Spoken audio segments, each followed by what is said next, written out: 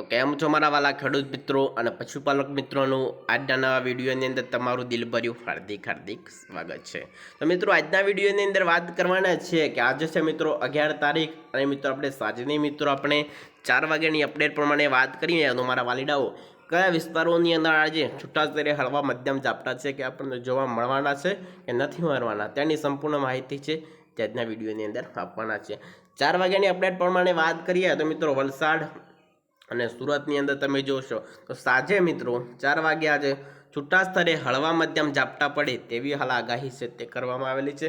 ત્યાર પછી મિત્રો તમે જોશો તો જે દરિયા કિનારાનો જે વિસ્તાર છે ત્યાં પણ મિત્રો છૂટા સ્તરે હળવા મધ્યમ ઝાપટા પડે હાલ તેવી શક્યતાઓ છે તે વ્યક્ત કરવામાં આવેલી છે।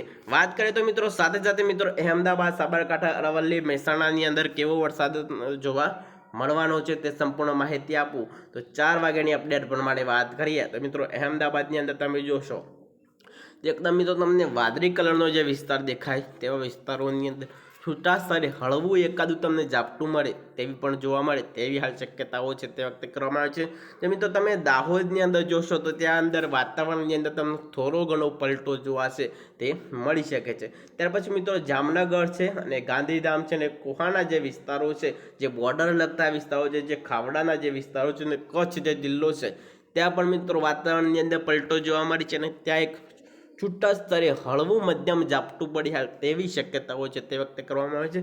જે ડુંગરપુર છે ત્યાર પછી મિત્રો જે પાલનપુરના જે વિસ્તારો છે ત્યાં પણ મિત્રો છૂટા સ્તરે એકાદું મધ્યમ વરસાદનું ઝાપટું જોવા મળે હાલ તેવી શક્યતાઓ છે તે વ્યક્ત કરવામાં આવે છે।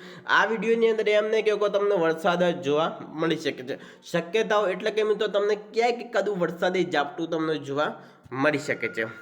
ત્યાર પછી મિત્રો આપણે થોડા નકશાને થોડું ઝૂમ કરી લઈએ અને મિત્રો આપણે જે રાત્રે 8 વાગ્યાની અપડેટ પ્રમાણે વાત કરીએ તો આપણને રાત્રે 8 વાગે કે વરસાદ કેવો જોવા મળવાનો છે। આજે છે મિત્રો 11 તારીખ રાત્રે મિત્રો 8 વાગ્યાની અપડેટ તમે જેટલો પણ તમને જે વાદળી ભાગ દેખાય છે અહેમદાબાદના વિસ્તારો છે, ઉદયપુર છે, આવા વિસ્તારોની અંદર જે દરિયાકાંઠાનો જે વિસ્તાર છે ત્યાં પણ મિત્રો આજે છૂટા સ્તરે હળવે મધ્યમ વરસાદનું ઝાપટું એકાદું તમને જોવા મળી શકે છે અને આ વરસાદી ઝાપટું જે તમને ગ્રામ્ય વિસ્તારોની અંદર પણ જોવા મળી શકે છે।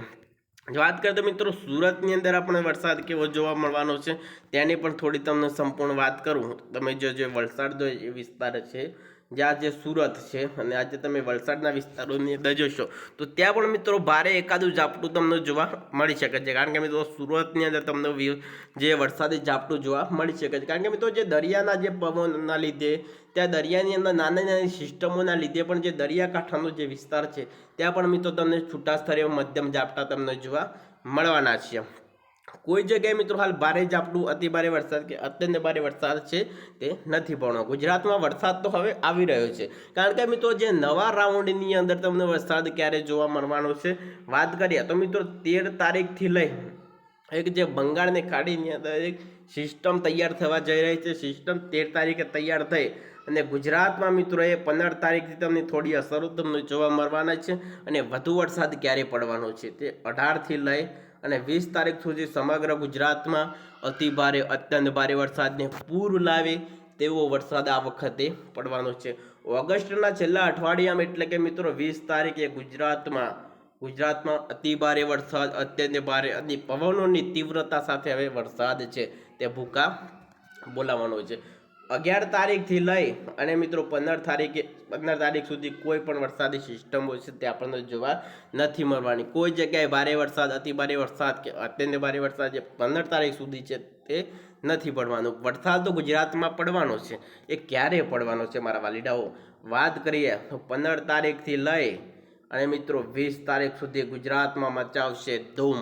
આ વિસ્તારોની અંદર રેડ એલર્ટ ઓરેન્જ એલર્ટને ભૂકા બોલાવે તેવો વરસાદ હવે ગુજરાતમાં પડવાનો છે।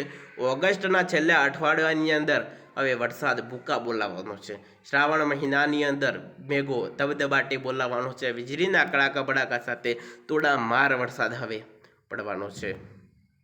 પછી વાત કરીએ તો મારા વાલીડાઓ જે આ સિસ્ટમ છે તે મિત્રો અહીંયા તમને વાત કરું તો જે આ સિસ્ટમ છે તે અહીંયા બનવાની છે કારણ કે મિત્રો અત્યાર સુધીની અંદર ગુજરાતમાં જેટલા પણ વરસાદો પડ્યા તે બધા બંગાળની ખાડીની અંદર બનેલી સિસ્ટમના કારણે જ વરસાદે ધૂમ મચાવી હતી ગુજરાતમાં। આ છે મિત્રો અરબી સમુદ્ર અહીંયા પણ જોઈએ સિસ્ટમ બનશે તો પણ ગુજરાતમાં અતિભારે વરસાદ પડે છે. અને જો આજે બંગાળની ખાડીની અંદર જે સિસ્ટમ બને છે તે મિત્રો ભુવનેશ્વરથી લઈ નાગપુરથી લઈ જલવાના જે વિસ્તારો છે, જે મહારાષ્ટ્રના જેટલા પણ વિસ્તારો છે ત્યાં પણ ભૂકા બોલાવતો હોય છે. અને જે અરબી સમુદ્રની સિસ્ટમની અંદર બનશે તો સીધી જ ગુજરાત ઉપર અસર કરે છે. અને જે બંગાળની ખાડીની અંદર જે કોઈ પણ સિસ્ટમ બને તો સીધી જ અસર છે મિત્રો મહારાષ્ટ્રથી લઈ, ત્યાર પછી મિત્રો મહારાષ્ટ્રના વિસ્તારો, મુંબઈના વિસ્તારો ત્યારથી થઈ અને ગુજરાતમાં એ ધૂમ મચાવતી હોય તે સિસ્ટમ. અને જે અરબી સમુદ્રની અંદર સિસ્ટમ બને તો સીધી જ અસર ગુજરાતને પહોંચાડતી હોય છે. તો ચાલો મિત્રો બીજી અપડેટ સાથે ફરી મળીશું. અમારો વિડીયો તમને કેવો લાગ્યો,